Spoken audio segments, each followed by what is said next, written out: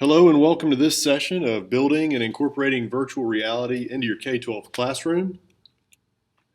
This session is part of our Building Engineers in K-12 Classrooms virtual conference. It's a brand new tech ed conference hosted by Moore County Schools. We're in the Sandhills of North Carolina. We were pushed online in our inaugural year due to the COVID-19 pandemic, but we look forward to welcoming you to Moore County in the future for face-to-face iterations of this conference in years to come. Look out for more information on that in the coming months, but for now, I hope you'll find this session as helpful for your practice. My name is Will Herring, and I'm an Instructional Technology Facilitator, or DIF as we refer to them in Moore County.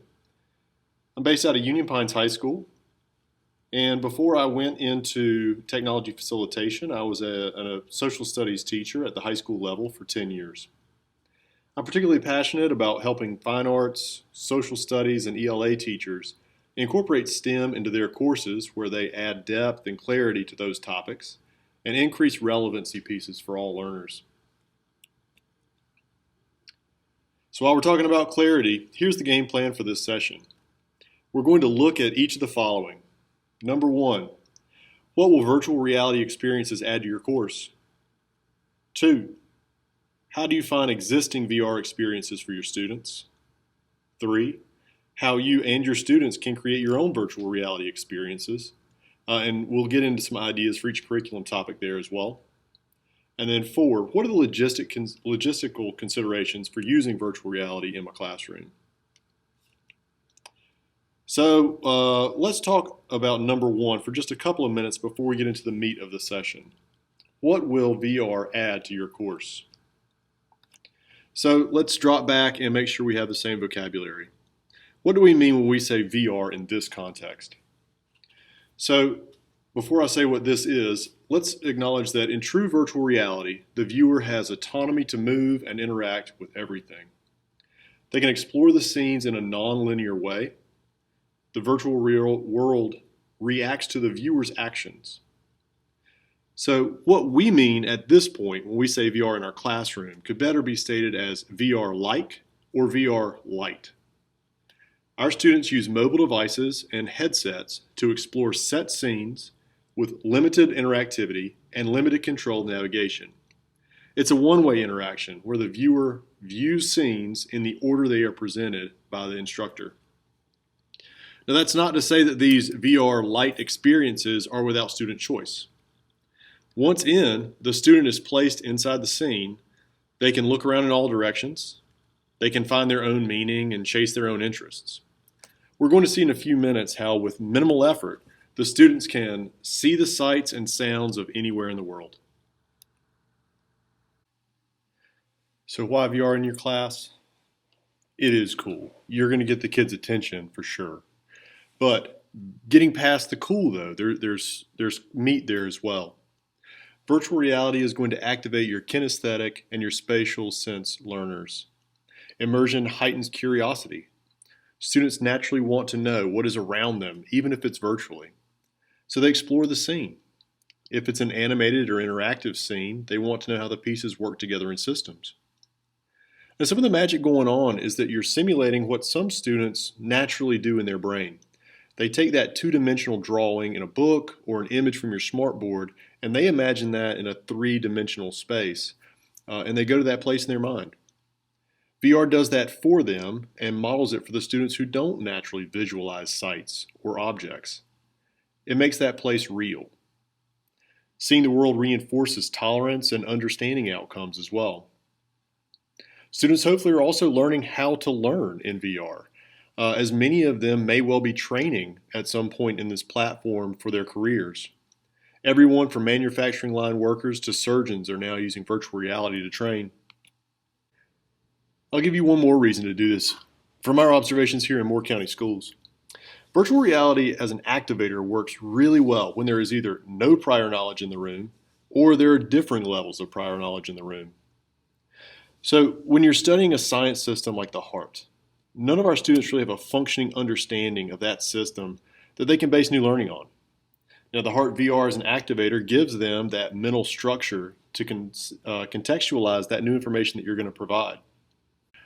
Secondly, our students with very limited experience outside of our district, they have trouble visualing other places and other cultures.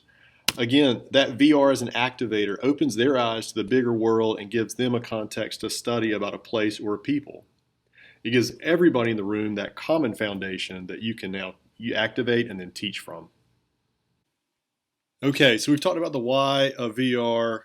Everybody's ready to jump in. So let's do that.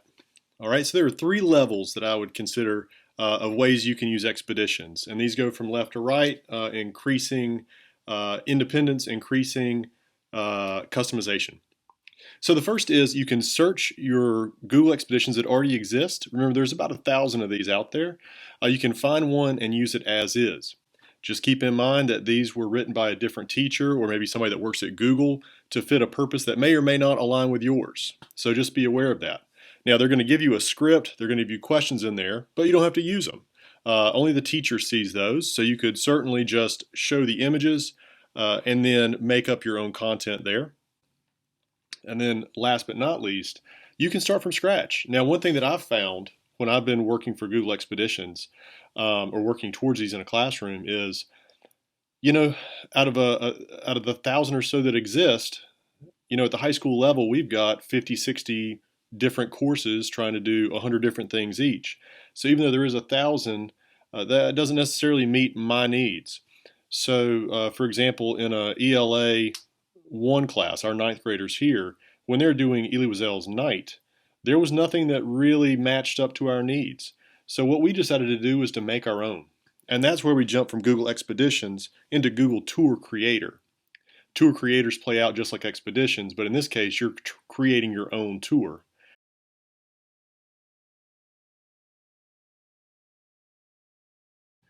So the great news is now that you have, you're going to do these in your course, there are a lot of materials out there that already exist that you can take advantage of and bring into your classroom. So our next phase here is how can I search existing VR experiences? All right, so where do I search? You're going to know a lot of these names. Discover VR has them. Merge is producing quite a bit. Nearpod is making them as well. This market is ever growing. A lot of our education partners already are trying to fill that space because they know we are using them more and more and will continue to do so. Keep in mind that some of these are paid features, some are free. It depends on the producer and what you have access to. For this course, we are looking at Google Expeditions in particular. Now, part of the reason for that is the sheer quantity of them. Part of that is that they are more accessible than others as they're free apps where you get these from versus some of the counterparts that I just showed you. There are over 1,000 of these VR experiences now. In addition to that, there are a few hundred augmented reality experiences as well, which is outside of the scope of what we're doing here, but something you should explore. These are available on Android, Chrome OS, and iOS. So regardless of device, more likely you have access to some of these. So there's several different ways to search for expeditions. Now keep in mind that whichever one you finally find, you're going to have to download it to your teacher device. So that will mean an app when the time comes.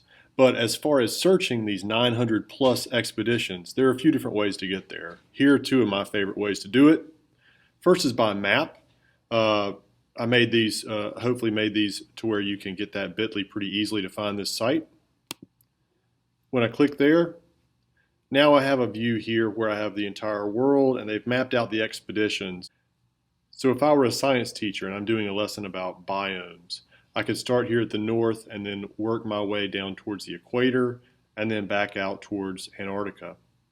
Another way I could do that is if I'm that world history teacher or that world geography teacher. This would be a good view as well. If I'm the foreign language teacher, I could do this for a Cultures Around the World project. So that's the map view. Now there's a different way to do it.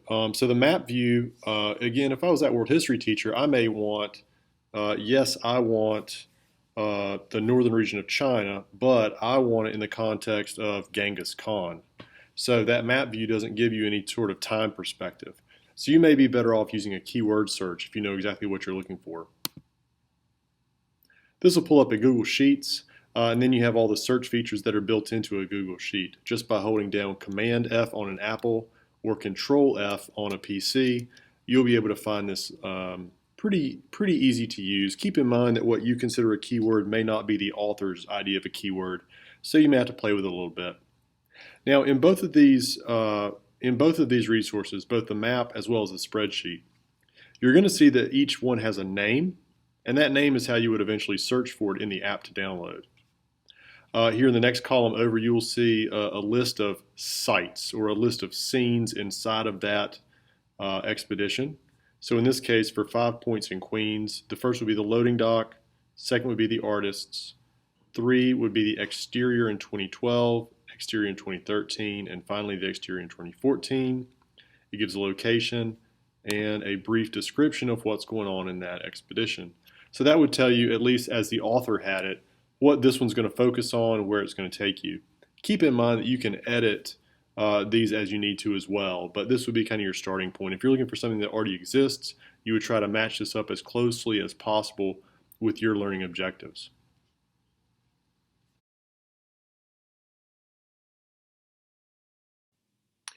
All right, so we're ready to actually make our own Google Expedition through Tour Creator.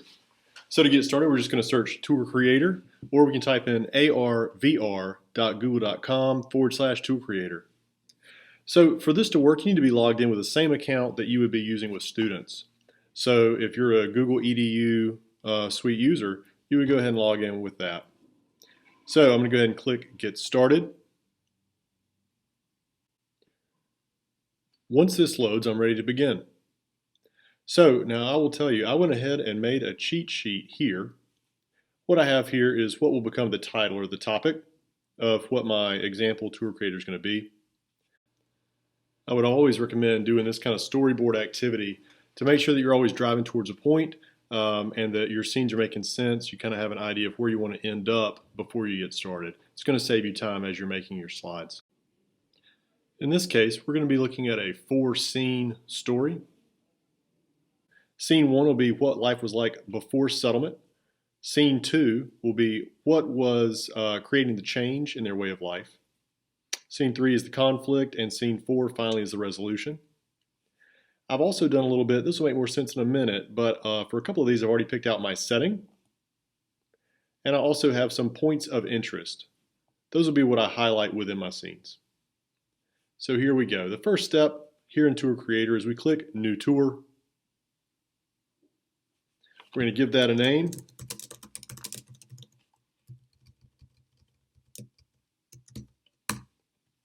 I can give a description here.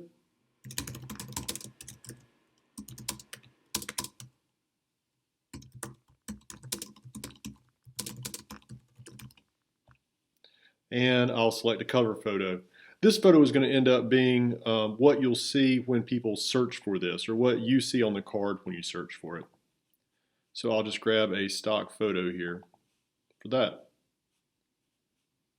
Now here we go. I do have this warning here just to make sure that I'm still using the same Google account that you will use for expeditions. And create. This asks me for my first scene. Now if you've ever seen the Google car riding around, then that's going to make a lot more sense for this next piece. So as you know, that car rides around and it takes 360 images throughout the country. These are also pulled from anyone that's ever uploaded a 360 photo as well. So here I search by place, or I can just pull out and see the entire map of the US. And I can take my little guy here, and anywhere where there is a dot, I can drop him and use that as one of my scenes. If I don't quite like the one I have, I can go to the next one. I can preview what that would look like by using my mouse, click and drag around to see where this scene is. And again, go to the next one. Now in this case, you see that these are dots instead of a continuous line. So these are just 360 photographs that have been uploaded. This is the one I want, so I'm going to click Add Scene. It's asking me to give this a title, so I'm going to choose Before Settlement on the Great Plain. You'll see now that I have a name of the title here. This is my first scene. at the bottom, I can add a new scene. I can set a starting point for my viewers. And I'll save this one right here. So now when their headsets wake up, is what I call it, or when their scene comes alive, they'll all be looking in the same direction here. Not critical, but it is nice to give them that same orientation. This next line, description, is where I would put in what I want people to see, this would be my script for this particular scene. So I fast forwarded a little bit here. Now you can see that I have written a description in here. Welcome to the Great Plains, look around. And I've also added a couple of activator questions, asking the students here to kind of tap into their senses. What do you notice about the climate and the geography? And then have them guess about where they think they're at in the U.S. Let me draw your attention down here to a couple other things. Now, this option right here, add scene narration, that is not terribly useful for us in a classroom. The reason I would ask you to think about that is if you've got 25 devices running in your room at one time and they're slightly off on this particular, this audio, it's going to be chaotic. No one will take anything from it. So I would encourage you probably don't use that, at least in the context that we're talking about. But let me do steer you over here. Now this one is ambient audio. You can, in this case, we could add in some grassland noises. We could add in some, depending on what else is going on, we can make, the cricket sound. We can make wind rustling through the grasses as well, just to kind of get that extra sensory stuff going on inside this image. The way you do that is you simply click to begin. In this case, you would be uploading audio. Now, I actually grabbed a little bit of an MP3 from a website that had that available for everyone free. So I'm going to upload that. I can preview it.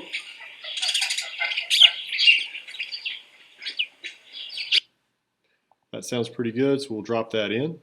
You could run into that same issue where you've got 30 different versions of that noise going on at different times. So one way around that would be to actually just turn the settings on the phone, turn the volume down on that. And then if you have your projected device or maybe your teacher device, you could play that sound through that device. So you're only getting the one track playing. And they still get the added value there, but without the chaotic cacophony of noise. So this all looks good to me. So now I'm ready to add some scenes, or I'm sorry, add some points of interest. So at the bottom right, I find add point of interest. I go back to my script here that I made. The first one I want to do is the Great Plain. So I'll call this the Great Plain. And here I want to explain to them where they're at and the significance of this place. I'll have my image here, and I've already downloaded my images. We go up a folder.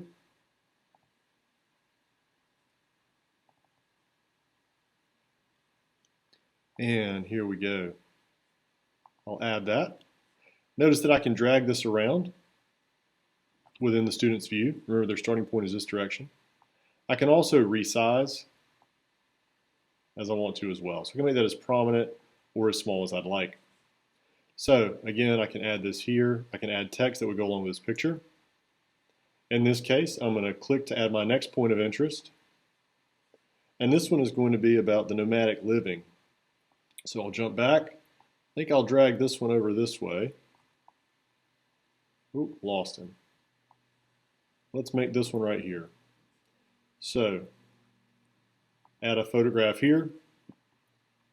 Click to select. Again, I have these already on my hard drive.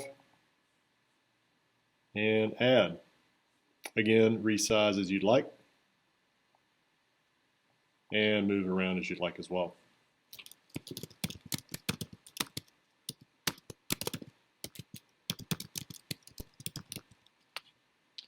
My last spot in this particular scene is going to be about buffalo hunting. We're going to take this one all the way around.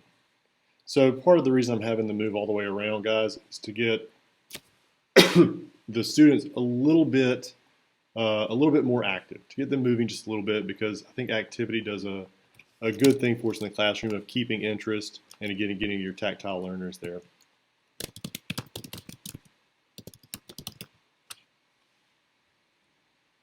All right, so let's grab this quick picture of a traditional hunt.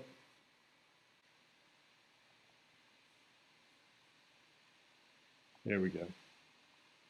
All right, so I've got this scene put together. I'm going to resize this guy just a hair, and now I'm ready to go to my next scene. So I find at the bottom, I'll click next scene, and I'm back here to my map. So just some last second things here. I've built out the rest of my presentation. I've got the beginning, middle, and end of my story. Just know if you decide, you can always rearrange these the scenes by just clicking and dragging those around. You can also add a multitude of other little features to it. Google's always adding a little bit more. Let's say I'm totally ready for this. I'm ready to share it with my students. I'm going to click Publish to Poly. I'll leave it on public, but you do have the option to leave it as unlisted as well. I'll click Publish. Now what that's going to do, the reason it had me sign in with the same Gmail account is that that's going to sync to what will become my teacher device. So if that's an iPad or even my cell phone, if I'm logged into the same Google account, I can just open the app now and go to my library, and I'll see that this there with that initial starting image and description that I had is there and available for download. Again, I would download that, and then I'm ready to use it with my students. So now let's take a look at what are the logistics for running this in your classroom. How do you make this VR really work well for you and your students? Okay, first you need to plan for this day a day or two in advance. The steps are pretty straightforward though. You're going to get your phones and your headsets together. You're going to make sure everything's charged up. Occasionally you'll need to take a look and see if there are any phone OS updates or if there's an update to the Google Expedition app. If that's the case, you'll need to put those devices on the internet to pull those down and then finish that out. The next thing you'll need to do is you'll need to find, modify, or make the Google Expedition that you're going to do with your students. Now, when you do that, you're going to pull that down to the teacher device only. The student devices will never need to download anything except the Google Expeditions app. So again, only the teacher device will have that downloaded. That teacher device could be a tablet. It could even be a personal cell phone. It doesn't really matter just as long as you can get the Expeditions app downloaded to that device and then connect that device to the same network that the student devices will join as well. That's how those are going to communicate. Okay, while we're talking about the networking side of stuff, this is actually easy but really important. Now the teacher and student devices will need to be on the same network like we just said, but that network needs to allow for device discovery. Now my district, for example, we have device discovery blocked, and that's a security measure here within our district. Now our way to work around this has been to grab an old home router that you see in the top left of your screen. That travels around with our VR set. Now remember that you've already downloaded the expedition that you're going to do with your students to that teacher device. Once that's downloaded, you don't actually need the internet connection anymore. So all you need to do is plug that home router into the wall. That's going to broadcast a local network that your student devices and your teacher devices can join. And that will let them have this, what we call the parent-child relationship. You can see in your diagram here that the router is broadcasting that local network. One more tip on this is to name that something that's easy to recognize, maybe Expeditions. And then also take the password to join that network off if one is there. So devices can just click to join. It's going to save you a little bit of time and headache trying to type the password over and over again in each of these devices. Also keep in mind there's no safety vulnerability there. Remember that that is not actually going out to the actual internet. It's only a local network. So if a person added their personal cell phone device to that network, they're not actually hitting the internet. Once that is broadcasting, attach all of your devices, teacher device first, and then all your student devices. Once done, these devices are going to be able to see each other as much as they need to. The way these work is the teacher device will be running the Expedition app. On the student device, they will open the Expedition app, they'll click to join that teacher, and then once the teacher hits play, the students will begin seeing those predetermined scenes from that expedition through their headset. They'll be able to look around and interact as the teacher has set that expedition up. Okay, some more just tips on VR in your classroom. Keep your hardware's limitations in mind. You have some battery considerations. Expeditions or anytime you're showing that 360 video, it takes a lot out of your batteries. It takes a lot out of your phones. So you want to keep in mind not only this class, but you need enough time to charge those devices again for the next class. So just be aware of that. Have a charging station set up where you can charge 10 or 12 at a time. That's going to help you keep those batteries working well for each new group that comes in. Speaking of reusing the device for the next block, you always want to have a can of sanitizing wipes that travels with your VR set as well. Now you can either, I've passed this around to kids before, wipe these down and power them off before you hand them back to me. I've also gone through and sanitized those myself, especially given our current climate now, but even without a COVID world, you always want to sanitize these in between use as it's going to have direct contact with the students' faces. So other tips, anytime that you're doing an expedition and you take the students to a new scene in their headset, go ahead and give those students about 20 seconds to look around. They want to see what's around them. You're not going to have great success trying to keep their attention in a new scene until they've looked around. So just go ahead and build into your lesson that you're going to give them about 20 seconds to look around. Then you'll do some sort of transitional cue to them to say, okay, now we're going to talk through what you're looking at. All right, even if students are highly engaged, I would never take this past 20 minutes. So VR has a great cool factor. You're going to get their attention, but just like with anything else, that attention is waning after a certain amount of time. The personal sweet spot for me is around 20 minutes, and then I would go to a different activity altogether, have them power down, wipe those devices down, and then those would go back into the charging area. Last but certainly not least, you want, while there is a big cool factor here, you want to keep this all about the curriculum. Now, people do this in different ways, and I've seen it done well in many different ways.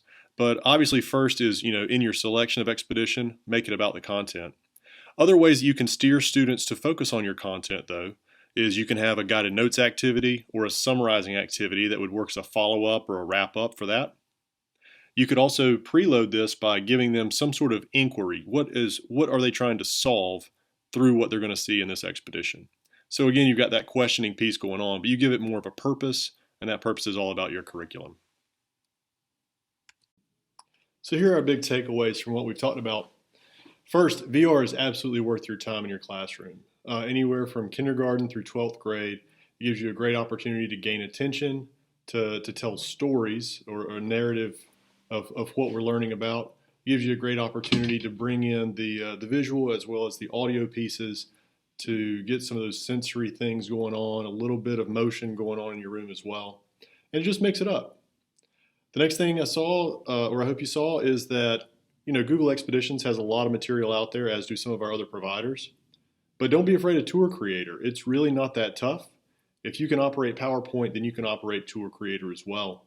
I would think about building in maybe just a couple of hours for your first one. After you get that first one under your belt, it's going to go very, very quickly for you.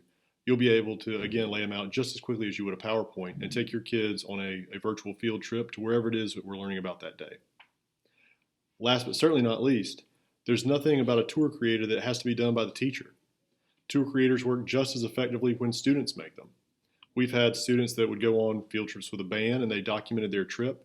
And when they came back, they told the rest of the class about it. And again, they're kind of reinforcing in that particular case the storytelling ability, the linear flow of information, bringing in those visuals too. But think about that from history. Think about that in your elementary classrooms as far as communicating setting. Think about Canterbury Tales, going from location to location.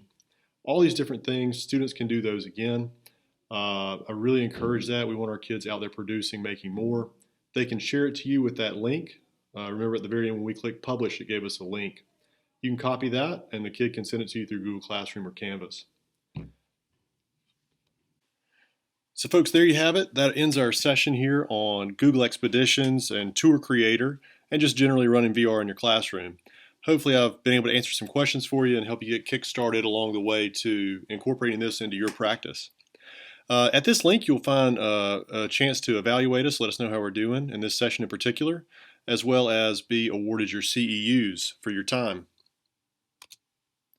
If you have any questions, comments, ways to make this better, anything that I can help you with, please reach out at Twitter at WillHerring16 or email at WHERING@ncmcs.org. Thanks so much. Have a great day.